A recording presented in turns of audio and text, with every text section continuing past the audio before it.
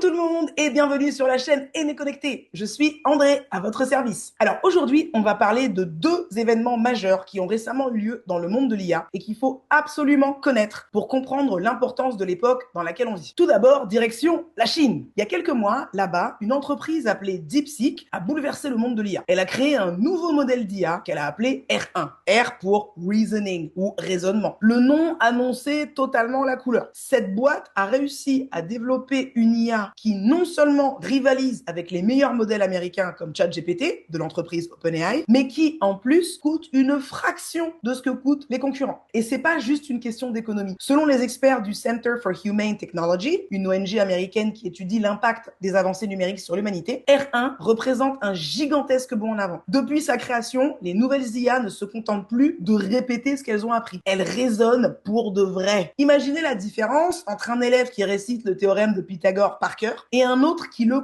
comprend et qui s'en sert pour résoudre des problèmes au quotidien et pour créer genre un système de GPS. C'est exactement ce qui se passe. Aujourd'hui, les IA peuvent découvrir de nouvelles stratégies auxquelles aucun humain n'avait pensé auparavant. Le prochain virage qu'il vaut mieux voir venir, c'est quand l'IA pourra accélérer son propre développement. Aujourd'hui, de nombreuses entreprises utilisent l'IA pour améliorer des produits, des services, etc. Mais il faut savoir qu'il y a aussi des entreprises qui utilisent l'IA pour créer de meilleures IA. Les experts dans le domaine sont pas tous d'accord sur est-ce que c'est une bonne idée ou pas, ni sur les implications que ça pourrait avoir. La suite au prochain épisode. Parallèlement à tout ça, une étude scientifique publiée en juin 2024 et menée par une équipe de AWS, Amazon Web Services, le côté AI Labs, révèle une réalité saisissante sur le contenu Internet actuel. Ces spécialistes de l'IA ont analysé 6,4 milliards de phrases uniques dans 90 langues pour comprendre l'ampleur de la traduction automatique sur le web. Leurs conclusions sont assez dingues. 57,1% de toutes les phrases traduites sur Internet proviennent de contenus traduits par l'IA. Plus un contenu est traduit dans de nombreuses langues, plus sa qualité diminue, ce qui indique que ce sont bien des IA qui traduisent et qui génèrent les contenus, et non pas des humains. Le plus troublant dans tout ça, c'est que les chercheurs ont découvert les contenus qui sont les plus traduits sont les plus courts, les moins originaux et souvent de qualité douteuse. En gros, ce sont les contenus publicitaires, publicité explicite comme implicite, qui naissent en anglais puis qui sont traduits massivement par IA en d'autres langues pour générer des revenus via les pubs que les humains du monde entier voient quand ils surfent sur le net. Et